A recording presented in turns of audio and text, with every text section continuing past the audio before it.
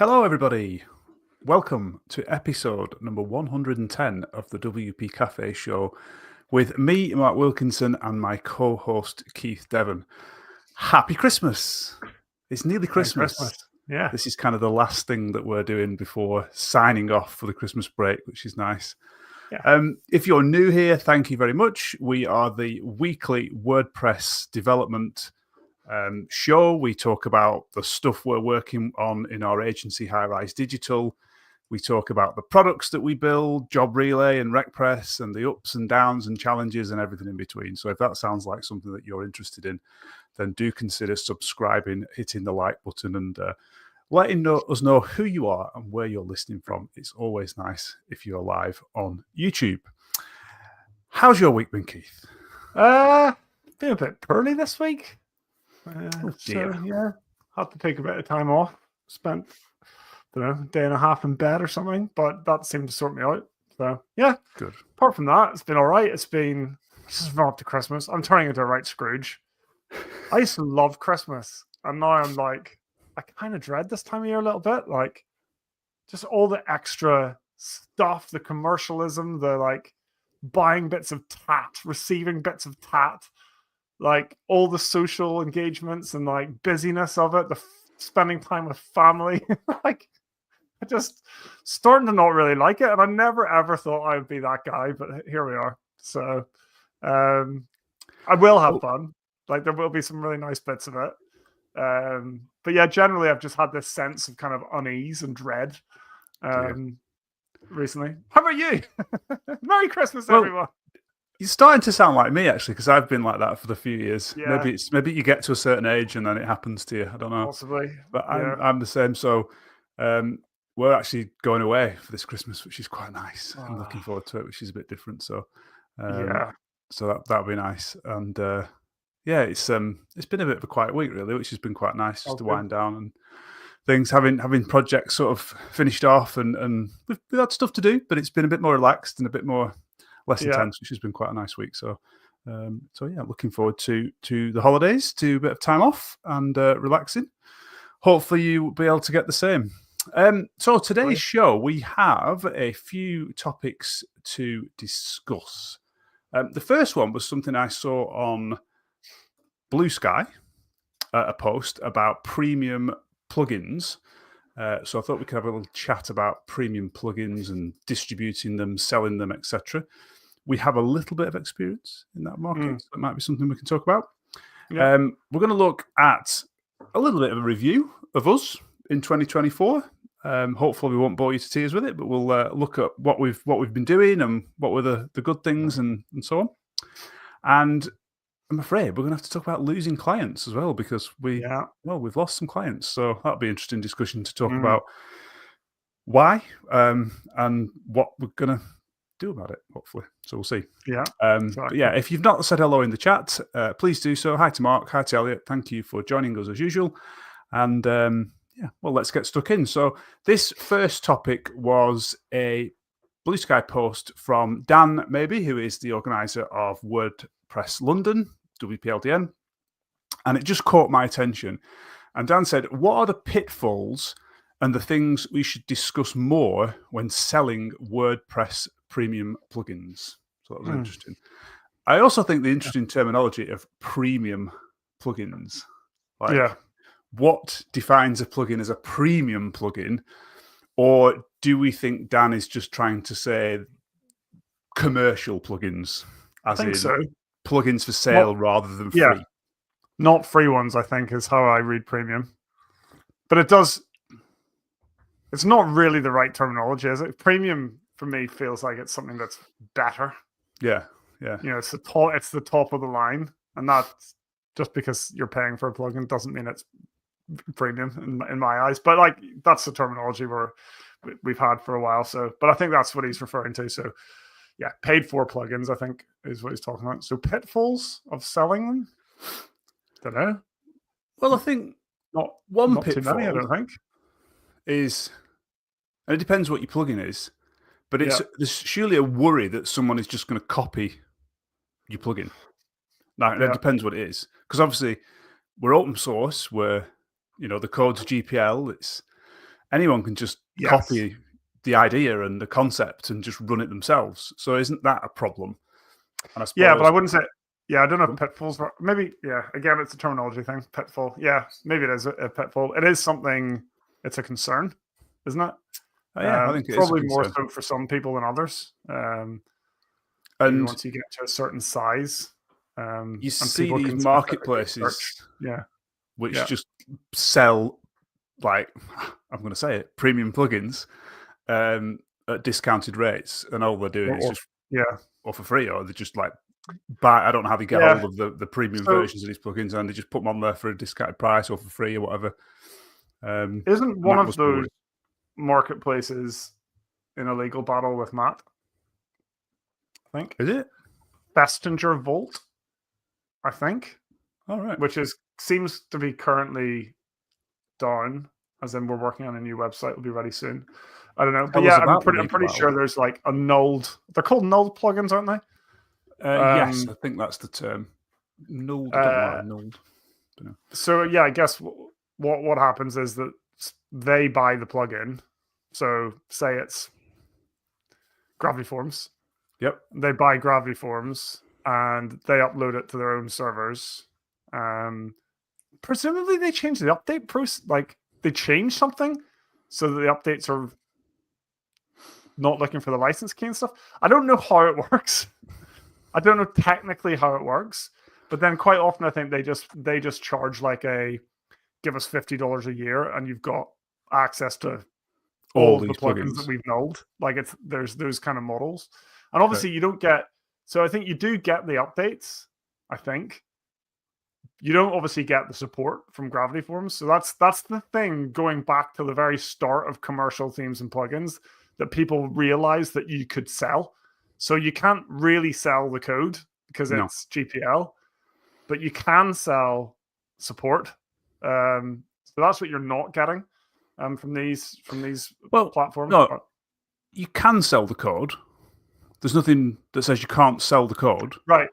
But there's just nothing stopping someone from copying it. So like once I've bought, I'm going to use Gravity Forms.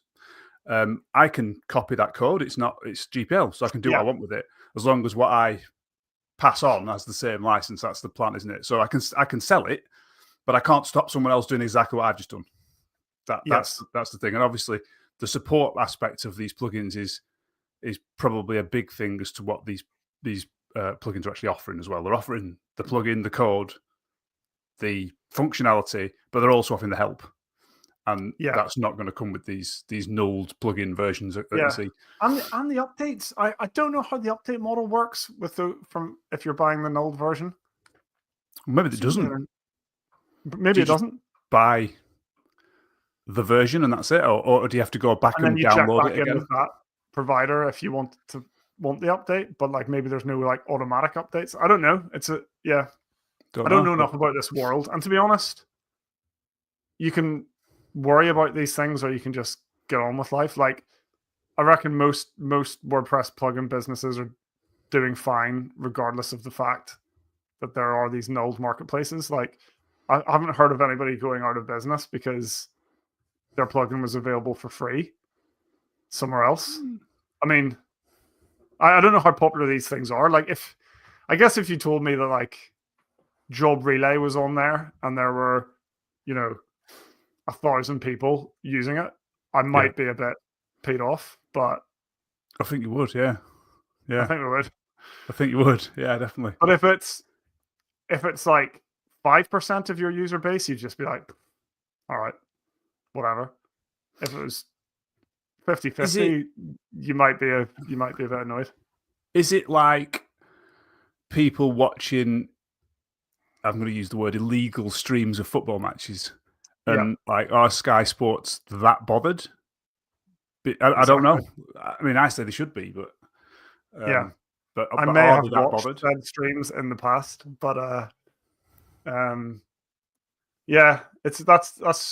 a tricky one because for me, like if the people watching those streams are never going to buy Sky Sports anyway, so maybe then does it matter that they're watching them? Because there's a percentage of they're not losing customers. Yeah, there's a percent that they will be losing customers because there's streaming available. That like I don't think there's any doubt about that. But you're not getting, and this isn't saying it's okay. You're not getting the same experience. No. You know, it buffers constantly. You're on some dodgy site with loads of dodgy ads everywhere. You know, the quality's not as good. You know, there's lots of kind of sacrifices that you're making by choosing the dodgy option in that case. But with a plugin, and it is illegal, you're pretty much getting exactly the same thing. So it feels a bit different. That's a point. Like watching a live stream, I don't know. Watching it, is that illegal? Certainly, doing the streaming part of the illegal football stream is illegal. Whether watching it's illegal, I don't know. I'm not sure. I'm not sure. With plugins, and this, to my point, like it isn't. I don't think. Like these nulled marketplaces, are they doing anything legally wrong? Because I don't think they are. They're just distributing GPL code. That is the big difference. Sky Sports coverage of the Premier League is not GPL licensed. No. You know, like it's very specifically a closed license that they get to show these matches in this part of the world. So it is like in that case, for that reason, like the comparison doesn't really work. But yeah, they're not. I don't think they are doing anything illegal, but there is something illegal going on because obviously I'm pretty sure there's some kind of lawsuit. Maybe someone can tell us in the comments. I'm pretty sure Festinger and Automatic are involved in some lawsuit. Only certain code GPL wasn't it? I remember from a while ago thinking like, is it your JavaScript and CSS doesn't fall under GPL, but only the PH, something like that. So it could potentially be that. I remember the whole thing together is you can only pull the bits out with the GPL. I'm not sure. That's interesting. Yeah. But then that kind of says that if I've bought a plugin and then don't renew the license, I no longer have a license, so therefore I shouldn't be able to use it again because I'm using code that isn't GPL, as in like the CSS and JavaScript. I'm not sure. Right. Anyway. Right. Fair enough. Anyway, a few comments, which is good. Let's go through them. So Elliot says, I think the hardest thing about premium or commercial offerings, whatever this may be, is providing support. Support is really hard and a big commitment. It certainly is. We have experience of that with our products, which are slightly different to these models. I'll come on to that in a second. WPLDN, thanks for joining us. Nulled is often defined as bypassing the license agreements. Okay. You can self-host updates. It's how EDD works. That's how we do our updates for our licensed products, Job Relay and WordPress, that use Easy Digital Downloads licensing so that we do the updates via that. And Scott, thanks for joining us, Scott, says it's a trademark dispute. I presume that's with the marketplace that you're mentioning, that the dispute is with. Both. I've just found something on Reddit about it, and there's a notice that looks like it was from Festinger Vault. Such a weird name, isn't it? Like Festinger. Yeah. Due to a legal claim from Automatic and WooCommerce regarding trademark usage and GPL compliance, we are forced to hold our offerings to prevent the risk of fines. So, yeah, bit of both. Yeah. Anyway, so that's some of the pitfalls. Our products are slightly different because the code. Our Job Relay product is slightly different because the code is. I mean, you can have the code, do what you want with it, almost because it doesn't do anything. Because the jobs come through our server. So when the jobs are posted to us, we don't forward them on unless you've got valid license credentials. So the code is needed to run it, but you can't do anything with the code because it doesn't work unless you've got a license key, essentially, which is slightly different to the other ones. So what about other things to think about then when you're selling plugins? Updates is one of them. How are you going to handle updates? So Elliot's already mentioned Easy Digital Downloads is an option. Yeah. That's what we use. Yeah. I don't know any other options. Licensing options. There must be. So does WooCommerce have like a digital licensing package? Maybe. I'm not sure. What are they called? What's the big plugin service? Someone will tell me. And come on, people. Get it in the comments and we'll read it out. What other ways can you host and distribute your own commercial plugins? You could potentially use something like Lemon Squeezy. They have a licensing option within there. That's like a store, online store. So there's options there to do it with. There's one that I'm thinking of. It's massive. It's like Envato? It'll No? it'll come to me or come to somebody else. Yeah, Envato. Does anyone still do that? I guess they do. I don't know. Must be. Yeah. Who distributes things on Envato these days? That's a site I haven't been to in a very long time. Yeah, interesting. Well, and obviously, I guess this discussion kind of comes up because of the recent stuff with .org and WP Engine, and is it safe to have? Well, they weren't premium. They weren't hosting premium plugins on it. Those were the free plugins, weren't they? And then there's like a pro version of that. So, but I guess that's the thing. Like, if you've got that freemium model and you're relying on the .org repo as well as your own, like that's another consideration. I'd say it's probably still a safe place to put things, but that's up to user discretion. Yeah. Okay. So other pitfalls from plugins. Yeah, you'd be hesitant. Yeah, I know. Definitely. Support. Like everyone always says it. So it's like supporting something, especially if it becomes successful, is a big deal. Good documentation, stuff like that.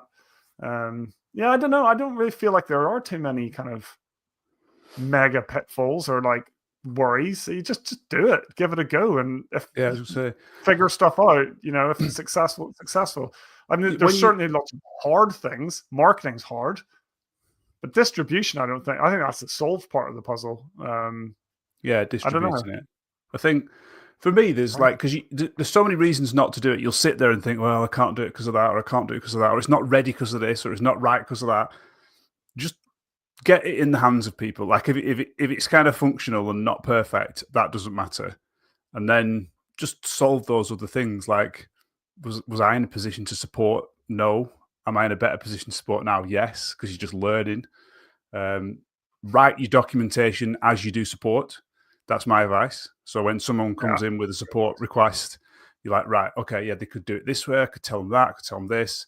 Instead of just emailing them back, get onto your website, write an article, a document, whatever it is that you're going to do, and then link to it. And then the next person that says the same email, link to it, improve it, make it better, and then continually you'll build up the documentation over the time, and that really helps you. But support's difficult. It's like it's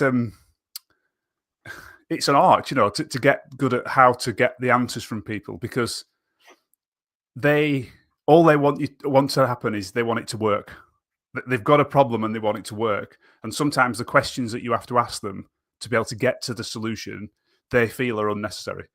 And they get angry with you and annoyed, like, why are you asking me this? Why just, or they don't answer your questions. They just go off on one, and you've really got to bring them back. I'm asking you these to get to the solution type thing. So support's difficult. And it depends how many users you have, obviously, as to how much support you're going to get. But those are a few tips. Those are a few tips. Anyway, if you are looking into selling a plugin, good luck. Give it a go. If we can do it, you can do it. Trust me. Yeah. And best of luck. Dan, bail me out. Freemius, maybe what you were considering. Yes, it was Freemius. Yeah. Go on. What is it? I've heard of it. I'm not exactly sure, but I'm pretty sure it's somewhere where you can. They handle the distribution, and I think the financial side of it. So, like the Vatmos stuff, they would have handled all of that. So it's a bit lemon squeezy like in that way. So they are selling it, not you, really, and then. But I think they're collecting all the VAT and stuff, and that you just pay you an amount every month that you've earned. But unlike Lemon Squeezy, I think it is highly focused around WordPress, the WordPress ecosystem. I think. I see. Cool. Yeah. Good. Right, let's move on.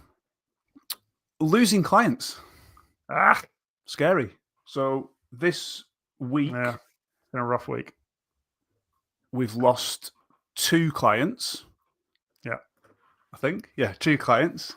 One of them, in fact, they both add up to a significant chunk of money per month, really, if we think about it. Yep. So one of the clients has been drawn in by a company that will claim to provide all of this stuff connected together and stuff. We know they probably won't. I think they'll do some of what they say. Yeah. They're an end-to-end recruitment solution, aren't they? So from the CRM side of things to the job distribution side of things and your website, all included in the package, all working together seamlessly. Seamlessly, yeah. I just think about it. Is the promise. I think found the it reality interesting. is very different. Yesterday, the client put a ticket on our Trello system, which we use to do support and stuff. They'd added a title to the page. They published the post. They'd changed the title, republished the post, and then on LinkedIn, when they shared it, it was showing the old title. Well, the reason was because they'd added a specific sharing title, hadn't changed that when they changed the title.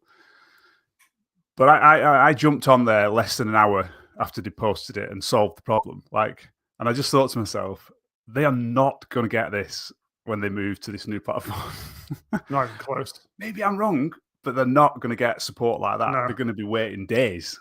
Well, from what we've heard, Mark, and we did some industry research like before, kind of trying to reposition ourselves into the recruitment sector, and these guys are the big player in recruitment websites, and we heard just time and time again about how terrible they were and how you asked for something to change and it took 3 months or it never happened, or it's super expensive or just not possible or whatever. Like there was just pretty much unanimously terrible opinions. But they've got a really good sales team. Yeah, they must have, yeah. And I get the pull from our client's point of view. Like they have to have everything in one box and it all working. That that makes sense. I see the draw in that, but I do think they'll. But could we have helped them with that? I don't even know what the problems were. They didn't kind of come to us. Yeah, that's the kind of frustration that they didn't say, "We'd really like this to hook up with that. Can you do anything about it?" Yeah. The answer might have been no, but we never got that opportunity. And mentioned SEO as well, didn't they? They weren't happy with wanting SEO, to work on that. Never mentioned. I didn't know that was a priority for them, or that they, even cared about it. We would have had that conversation at some point in the past about SEO. Like, I know they're not actively doing any SEO work, but of course they want to rank highly. And I go and look at their site, and it's just like, apart from the stuff that we've built technically and that WordPress kind of gives you out of the box, there's no effort being put into SEO. Yeah. Like the meta title tag on the homepage is not optimized. I mean, that's probably the very first thing you look at. It comes back to last week's conversation about proactivity, though, doesn't it? Exactly. Maybe it is partly our fault. We need to be more proactive and say, look, what you're doing with your home meta title is this. I don't know. Maybe that's the case. But so that was one big client we've lost, and then we had an email yesterday, a really nice email actually, for one of the projects that we were pitching on. They are our current client, and they need a new website. Because it's quite an old website now. It must be 5 or 6 years old, I think. Yeah, at least. Yeah.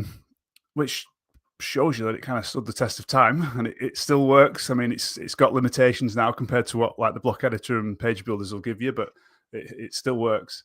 And they just emailed today and said they've decided not to go with us for the new website, having pitched and did an in-person pitch. They're going to go with someone else, so that was good.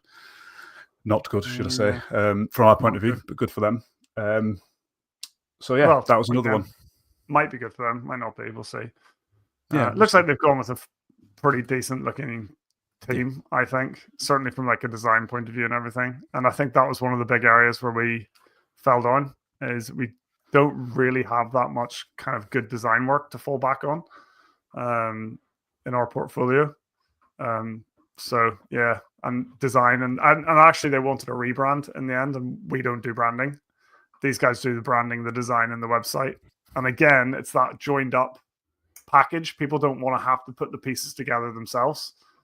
And we position ourselves as one piece. We're good at one piece. And that's like the WordPress bit. Whereas then people are like, but someone needs to design it. Someone needs to do the branding. Someone needs to do the copy. Someone needs to do the SEO. In the recruitment's case, someone needs to do the CRM and the connections between this and that. And they don't really want to have all these disparate groups and organizations and try to hold them all together. I think it's just so much easier when it's just like, yeah, we'll do it all for you. It's a very, very compelling offering. And I think, like you said, that website stood the test of the test of time. And in some ways, I think we were kind of a victim of our own success in that regard, because it did kind of I don't even say limp on. It was working fine. Yeah. It just didn't have all the modern, bells and whistles that the new editor has, and new websites have, but they never. The frustrating thing is for I would say maybe 2 or 3 years with that client, we've been kind of talking about a new website and like showing them the block editor, showing them what they could have, and they kept saying, "Oh, we want to be able to do this." And like, well, you can't do that because we were using like ACF flexible content. But if you had the block editor, if you let us upgrade your site for you, you could do all this stuff. And we've been having those conversations for years. And then the time comes and it's like, oh, our current website's a bit rubbish. We'll get someone else to do it because those guys, that's what they can deliver, the rubbish thing. I'm like, I just want, it's frustrating. They're such a lovely client as well. Yeah, so. Yeah, it is. I'm most disappointed about, less so the first one we talked about. I think there's reasons why that client wants to go, and there's reasons why we might be in a position to say, well, actually, yeah, you're probably better off going. But this particular one, I was really hoping we could win that. Well, really nice team, nice people, nice company. But yeah, you win. The scary thing though, Mark, and you said this at the time. You said if we don't win this, we're in trouble, because we've got a really good relationship with them. It's kind of what we thought was the perfect project for us. Maybe because of the branding piece, maybe it wasn't the perfect project for us. But also, we put a really, really competitive price on that. Like, we did. Yeah. We went low, and we still didn't win it. So it is a worry. Like, we've had a bit of a reckoning this week, haven't we? And a bit of a lots of conversations about what do we learn from all this, like what do we change going forward, because I think we probably do have to change something. We either need to change something, or we just need to focus on the projects that are the right fit, like really, really focused on that. Like, but this one was but it wasn't, because we don't do branding, right? Like, and we're not fancy designers, and I think that they did need that. They weren't sure whether they wanted that, don't forget. Yeah. So they weren't asking for branding straight away. They were sort of asking almost whether we think they should have a new brand. And we went on the side of, well, not really, no. You don't need a new brand. You might want to update it slightly, but you don't really need a new brand. It stands different to everyone else in the industry. It's fine. Obviously, and maybe that's something to learn. If someone actually asks you that, what they actually mean is we want a new brand, because the very seed of thought in their mind is just saying that we do want a new brand. We're not really asking the question of whether you think we should have one or not. They've already sown the seed in their own mind that we want it. That's why we're asking the question. Well, and the other thing I would say is, when they ask us that question, we kind of say, doesn't matter what we think. Why? Why do you think you want one? Why do you think you need one? Like, what are you really what are you really asking? Because we don't know the answer. Like, from our point of view, it looks fine. There's nothing wrong with it. But maybe there was a burning problem with it for them that we didn't uncover. I don't know. But I don't think we could have solved that for them anyway. No. As soon as that becomes part of the project, we're struggling. Yeah, I agree. Yeah. But, so 2 clients lost. Work to do, because we need to replace them, really. Bit of positive news. We did have a verbal yes to go ahead with a new project, a new recruitment website build. So that's in the early stages, nothing signed off or anything, but fingers crossed that one can come through, and who knows, maybe replace one. That was interesting too, because it got into that whole proposal stage again that we both hate it, don't we? It's just like writing proposals and specifications. That's probably part of the problem. But I always just think they're spending a lot of money and they want detail about what they're going to get. But the more detail you put in, the more you restrict the project. Yep. And I just want to, in fact, I did say this. I gave a little bit more detail in my email. And then, like, at the end, I just said, we are going to improve every single aspect of your website. That's what we're delivering. the design's going to be better, the performance is going to be better, the SEO is going to be better, the editing experience is going to be better, everything's going to be better at the end of this. And that's kind of like, just let us do that. Do you know what I mean? Like, just hand over the cash. And let's get on with it. Yeah. Just let us get on. Just let's get on with it. Don't tie me down in like the number of page templates I'm designing and this, that, and the other thing. Just let me build you a better website. And I know I could do it, you know. Yeah, because you end up in the situation, you know, you've put in the proposal that, you know, you're willing to build 2 custom blocks for something if needed type thing, you know, and then you get into the work and you've built 2 blocks and then you think, well, this really does need a custom block. I'm like, do you know what? I'm happy to do it. But then you're like, well, if I do that one and we've said we're only going to do 2, then what about when they say, well, let's do a 4th and a 5th and a 6th? And then you're like, well, I don't really want to do that many. And then it's just like, oh, you know, just painful. Yeah. Just, I hate it. I hate that. It was interesting with the school we worked on recently. Like, we had a fairly detailed proposal and specification. Kind of got chucked out the window because then they got someone else to come in and do the majority of the design work, which we were supposed to be doing. And then we had this kind of like surplus of budget, sort of. And then in the end, I kind of just ignored the proposal. Just got on with it. I just did the work. It's like, what do you need? What do we need to do? Right, I'll build that. I'll do that template. Right, yeah, we need a template for that. We'll do that. We'll do this thing. I don't care if it's in the proposal or not. Let's just finish the project and make a good website. You would have cared if it wasn't within a budget that you think was right. Yeah, do you know what I mean? If they'd have paid £1,500 for this project, you'd have been sat there thinking, I'm doing all this stuff, I'm doing all this work, and I'm not getting paid for it. It was because the budget was right almost that we were happy just to get it done almost. Yeah. And we knew that there was enough detail that it couldn't get out of hand. Yeah. You know, they couldn't just turn around and say, we want, like the calendar, for example, there was a whole stuff around the school calendar. Like, they couldn't turn around to us and just say, actually, yeah, we want you to build that in WordPress rather than linking out to this external service. We could have just said, no, we're not doing that, because there was enough detail to say that. So this is the thing with specifications and proposals. They are useful, but they're also limiting and a total hindrance, I think. But frustrating. Yeah. Anyway, work to do in the new year for sure. We'll keep you informed of any wins and hopefully no more losses. We'll see. But anyway. Right, finish up then. Bit of I can't speak. Bit of a review of 2024. Let's start off with this WP Café show.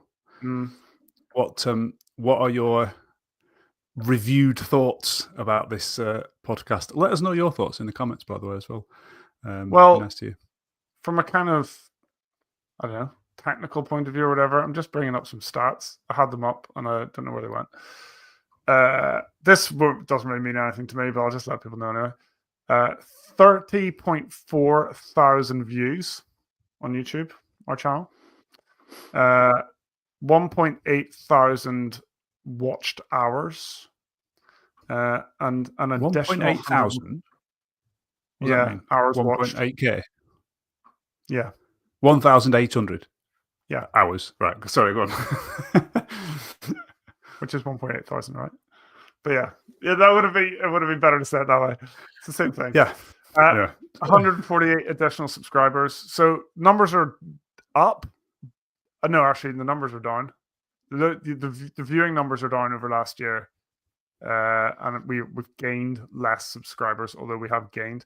I'm not massively surprised by that. Like, we've kind of taken a different approach with this show in more recent times in terms of kind of winging it. You know, it's kind of just us, what's been going on, rather than the kind of topic-based stuff, which I can imagine is more attractive to a lot of users or viewers because they know what they're kind of tuning in for. They actually want to learn about the specific thing that we're going to talk about. Or when we had guests, they want to like hear what this guest had to say. So I'm not massively surprised by that, and I think there's a lot of saturation in the WordPress kind of content market. Everyone's got a podcast these days, or a YouTube show or whatever. So, and I kind of don't really care. Like if those numbers started trending towards 0, I would care. But like people are watching, and we've got people that come back every week and tune in and support us and get involved in the comments and stuff. And really appreciate that. And so I'm happy to do it. Speaking of guests, I put a post out on Blue Sky, and I don't know whether I put it on Twitter. Actually, I think I did. Should we have some guests? Because we've stopped having guests, and I just wonder. I don't know. I feel like it might be nice to speak to some people in the industry and ask them some questions and just like hear their story and what they're doing and stuff. So I don't know. Let us know if you think if that's the sort of thing you'd like to see, or are you happy with just me and Keith rambling on about random and what kind of topics and who like what I don't want to do, right, is just do what everyone else does and just the same circuit of people like just go around in loops in podcasts. So I can think of people off the top of my head that like I listen to and watch, and I think, it'd be really cool to chat to Brian Cords, to like Matt Medeiros, to like there's a whole bunch of people, Mike McAllister, but they've been on all the other podcasts. Like they've all got their own podcasts and YouTube shows. Like, do we need more of them? Like, I kind of think, I don't know. We're just like kind of adding to that noise and that repetition. I want to be slightly different somehow. Maybe we should talk to more people like us in small agencies, running them, and talk about their journeys and their experiences, and let people hear about those. Maybe it's tricky, isn't it? Because there is a draw about like this kind of stardust of kind of success and popularity. People. Brian Cords is a very well-known figure these days, and I think if we had him on, people would be interested in what he had to say. Yep. Whereas if you get someone relatively unknown, it's and at kind of our level, like I kind of feel like you want people that are doing stuff that is relevant to us, but doing it at a slightly higher level. So we're kind of like learning pushing up. it a bit. Yeah. And I think it's really hard to do. But we should have a think about it, because I'd love to chat to some more people. Dan says, yes, small agencies, real journeys. I kind of agree. I think that might be a way forward, like finding some of the agencies that are a similar size to us, and like what's their journey, what's their pain points. How are they building websites? How are they servicing clients? How are they doing that stuff? So might be a nice introduction to some different types of episodes. But we'll see that. If you've anyone that you think would be good to have on that's in that sort of space, that might be good. We'll see. Peter agrees. He says guests are great, but there are definitely a group of folks that are everywhere, maybe even to the point of oversaturation. Yep. And Paul says we'd have to be careful about that. But some of the interview shows that we did were really, really popular, and some of them I really enjoyed, some of them I didn't enjoy so much. Just like depends on the guest and the chemistry and everything, and the topic. But I remember the one with Elliot Condon and is it John James Jacoby? Yes, yeah. That was just a class conversation. It was good. If we could replicate that kind of thing every week, where they were just both on it, and they were almost not interviewing each other, but like interacting with each other as the two guests, and we were all just like, it was just flowed really nice. I loved that show. That was years ago now. It was one of the first ones we did, I think. I think it was one of the first ones. Probably episode 5 or 6 or 4 or something like that. It must have been. Some time ago. Yeah, it's good. Yeah. And then what about High Rise Digital? A year in review. Oof. So I'll talk about Job Relay. So yeah, Job Relay has grown. It has definitely slowed down. Yeah. So we started off the year with 329, I think I wrote down, subscribers. We're going to end the year with, wait for it, the dashboard reload, 364. So it's grown, definitely smaller. So in the first, this is the fourth, it's been 4 years now, 20, 21, 22, 23. No, 20, 21, 22, 23. 24 is the fifth year. So it's definitely grown. At the start, it was really slow. And then the last 3 years have grown quite significantly, sort of like 80 subscribers each year. This one has definitely taken a turn for the slowing down phase, should we say. So if we gain like 35, 40 subscribers in total. The worrying thing about that, which does worry me, is that we've had a lot more cancellations than we've ever had. I think we've probably had the same number of signups. Well, we've had more signups, obviously, but we've had more cancellations. What am I trying to say? I'm trying to say we've had the same amount of people signing up to the service, but we've had more people cancel it, which means we've ended up with less active subscribers. I think that's what's happened. I think at some point that churn rate was going to happen because I think you know, like every customer, there's like an average lifetime of a customer in months or years or whatever. So whenever you're in year one, your churn is super low because if your average lifetime for a customer is going to be 3 years, say, like you're nowhere near that 3 years. So most people are nobody's churning.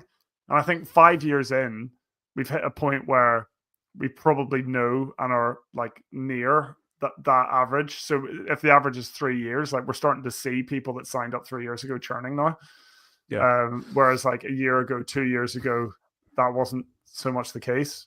It does feel like the signups have slowed slightly, but I think slightly. I don't actually know. I don't know the data. What worries me slightly is that essentially there's two reasons why someone there's more than two reasons, but there's basically two main reasons why people want to cancel. So either they have decided that they've got a new website and it doesn't use WordPress, or they've got a new website and they're handling that integration with those multi-posting providers some other way. Maybe the place they're going has their own integration and they don't need that. I don't think that's the case because most people, I say most people, that's a lie. People still use us, even if like lots of agencies use us, for example, our product to do this job for their clients. And we get clients doing it as well. So I don't think that's necessarily the case. I do think there's people moving away from WordPress and having sites elsewhere, like we've just been discussing with our clients. So they don't need it anymore. So that's one reason. But the other more worrying reason is I think less people are using multi-posting providers to send jobs to places. So they don't necessarily need it for that. And that's a worry because obviously that's kind of like the crux of our product. Is that going to start dipping and dropping and stopping? But I guess we don't know. But adding more providers, I suppose, is the safeguard of that. If you can spread that out over more different providers, maybe. But we'll see. Work to do, definitely. But it's still going well. It's not all doom and gloom. Don't worry. It's not. It's not like no. We're in a good position. It's just good to. It's good to think about these things and notice them, isn't it? Like before one day you realize you don't have a business anymore, and like when did that happen? I think it's good to kind of try to spot the trends and have the conversations around it. Yeah, it's been a weird year for me. I think the success of Job Relay has coincided with me not really having a lot to do that I enjoy doing. I love building websites. I love designing things and creating stuff, and like there wasn't much of that for us this year, was there? In terms of like web projects. So the year ended really well with that school project. I really enjoyed it, and I think that really gave me a new kind of lease of life. And you know, I actually in the end kind of enjoyed using the full site editor and everything like that. So that was really fun. So hopefully a bit more of that kind of thing in 2025. And yeah, I think we need full site editing. Yeah, like you've all heard us on this show. Like some of it's so super frustrating, but actually, when you think about it, at the end of the day, what do we like doing? We like solving problems with technology and code and CSS and JavaScript, and that's what it provided, didn't it? It was like we're using this new thing to solve these problems. We weren't able to solve everything, but we were able to find new solutions to lots of new things because we were using this new thing. And we've said, it'd be great to sort of bring out some of the lessons we've learned from that build that we can take forward, and maybe other people can take forward as well. The things we learned and what we did. We should do a talk definitely about that. I think what we learned, like our context-aware sidebar menu, which is just the page list block outputting all of the pages and showing and good. hiding them with CSS. That was pretty cool. Yeah. I like that. I really do. Yeah, that was a nice solution. We definitely need to do a video about that. It's probably one for me. But yeah, definitely. Right. Let's do we're it. gonna wrap that up. Christmas time. It's Christmas time. Thank you, everybody, for joining us throughout the year, for asking your questions, listening to us, and getting involved. It really is appreciated. Yeah. And if you can, just give us one last like on this video. It'd be really nice. Nice Christmas present. And if you haven't subscribed, do consider doing so.